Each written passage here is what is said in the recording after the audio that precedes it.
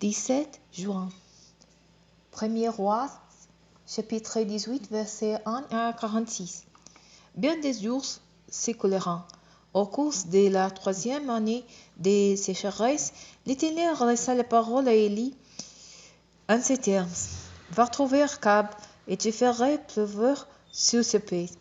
Élie partit afin de rencontrer Akab. Comme la famine s'était aggravée à Samarie, Akab avait convoqué Abdias, l'intendant de son palais. Celui-ci craignait l'Éternel. Lorsque la reine Jézabel avait voulu exterminer tous les prophètes de l'Éternel, Abdias avait sauvé 5 d'entre eux en les cachant en 12 groupes de 50 dans des grottes et en leur procurant à manger et à boire. Akab avait ordonné à Abdias: va parcourir les pays à la recherche de toutes sources d'eau et de toutes fontes de torrents. Peut-être découvrirons-nous assez d'herbe pour maintenir en vie nos chevaux et nos mulets sans être obligés d'abattre une partie de notre bétail. Ils se répartiront les pays à parcourir. Akab partit seul de son côté, et Abdias prit une autre direction. Alors qu'Abdias était en chemin, Élie arriva à sa rencontre. Abdias le reconnut et s'inclina face contre terre devenu un demandant. Et c'est bien toi, mon seigneur Élie? C'est moi-même, lui répondit-il. Va dire à ton maître que j'arrive. Oh, répliqua Abdias, par quel péché ai-je mérité que tu me fasses mettre à mort par la main d'Akab? Aussi vrai que l'Éternel est vivant, je t'assure qu'il n'y a pas un petit ni un royaume où un maître n'était pas fait chercher. Et quand les représentants de ces espèces disaient que tu n'étais pas chez eux, ils effaçaient sur eux qu'on ne t'avait pas trouvé. Et maintenant, tu me demandais d'aller annoncer à mon Seigneur que tu arrivais. Mais à peine t'aurais-je quitté que l'Esprit de l'Éternel te transportera je ne sais où. Moi, j'irai t'annoncer à Akab, mais il ne te trouvera plus et c'est moi qu'il tuera. Pourtant, rappelle-toi que ton serviteur craint l'Éternel depuis sa jeunesse. Mon Seigneur, n'as-tu pas esprit ce que j'ai fait quand Jézabel massacrait les prophètes de l'Éternel? J'ai caché 112 groupes de 50 dans des grottes et de leur fourni à manger et à boire. Et c'est moi que tu as envoyé maintenant à mon Seigneur pour lui annoncer que tu viens. Mais il va me tuer. Élie lui dit: aussi vrai que l'Éternel, le Seigneur des armées célestes, au service duquel je me tiens, est vivant, je t'assure que je me présenterai aujourd'hui même devant Akab. Abdias courut donc rejoindre Akab et lui annonça la chose. Alors Akab vint à la rencontre d'Élie. Lorsqu'il l'aperçut, il lui cria: te voilà, toi qui sèmes les malheurs en Israël. Élie lui répondit: ce n'est pas moi qui sème les malheurs en Israël, mais c'est toi et ta famille de ton père, puisque vous avez refusé d'obéir aux commandements de l'Éternel et que tout est rallié au culte des dieux Baals. Maintenant, convoque tout Israël en ma présence sur le mont Carmel. Tu y rassembleras aussi les 450 prophètes de Baal et les 400 prophètes de la déesse Asera, qui sont tous entretenus par la reine Jézabel. Akab envoya des messagers à tous les Israélites, et il rassembla les prophètes sur le mont Carmel. Alors Élie s'avança devant tout le peuple et s'écria: combien de temps encore sauterez-vous des deux côtés? Si l'Éternel est le vrai Dieu, suivez-le. Si c'est elle, alors Élie vous élu. Mais le peuple ne lui répondit pas un mot. Élie poursuivit: je suis le seul prophète de l'Éternel qui reste, et il y a 450 prophètes de Baal. Qu'on nous amène 12 taureaux, qu'ils choisissent pour eux l'un d'eux, qu'ils les découpent et qu'ils en disposent les morceaux sur les bois, mais sans y allumer de feu. Je ferai de même avec l'autre taureau. Je les placerai sur les bois et je n'y mettrai pas le feu. Puis vous invoquerez votre Dieu, Et moi j'invoquerai l'Éternel, le Dieu qui répondra en faisant descendre le feu. C'est celui qui est Dieu. Tout le peuple répondit, d'accord, c'est bien.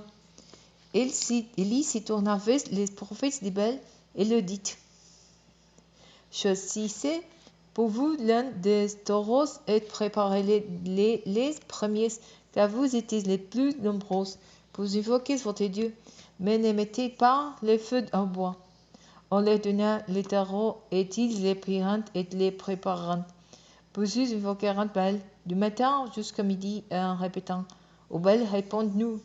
Mais il n'y eut ni voix ni réponse. Ils se tinrent autour de l'autel qu'ils avaient tressé. Vers midi, Élie se moqua d'eux et leur dit, criez plus fort, puisqu'il est Dieu. Il doit être plongé dans ses réflexions, ou il est dû s'absenter, ou bien il est en voyage, ou peut-être doit-il et faut-il les révéler.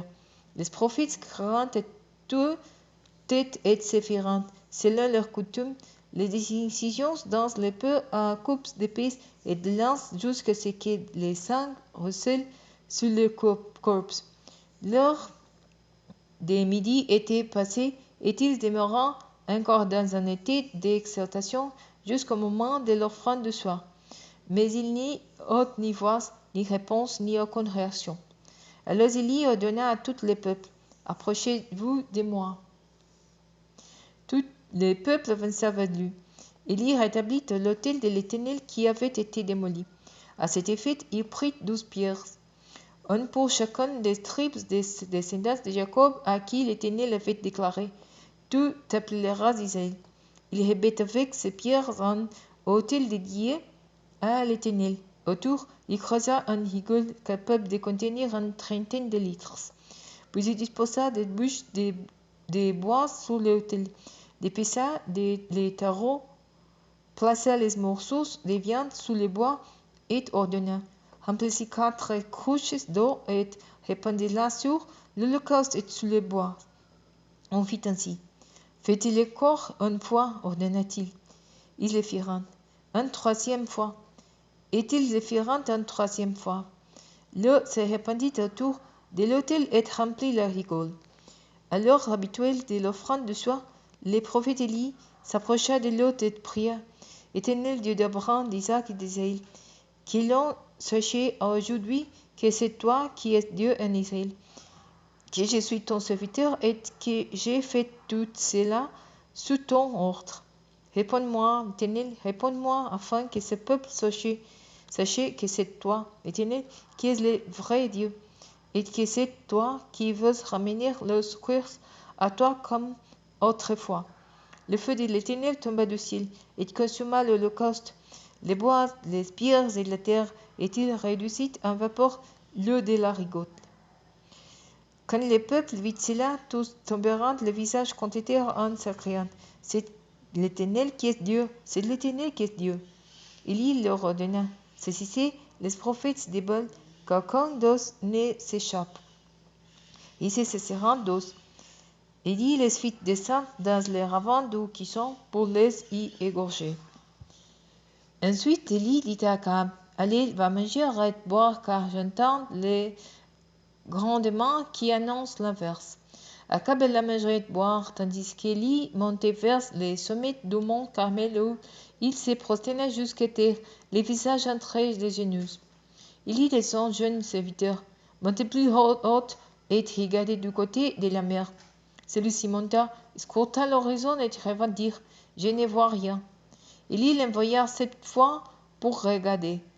À la 7e fois, le serviteur annonça, je vois venir un petit nuage qui s'élève de la mer. Il n'est pas plus grand que la main d'un homme.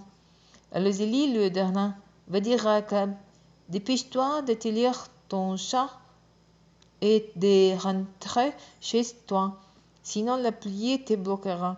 Déjà de tous côtés, le ciel s'obscurcissait, d'épais nuages poussés par un vent de tempête. Soudain, un pluie torrentiel se mit à tomber. Akab monta sur son char et partit pour Jezreel. Rempli de force par l'Éternel, il serra sa ceinture autour des Hans et courut devant les chars du roi, le cap juste à l'entrée de Gisèle.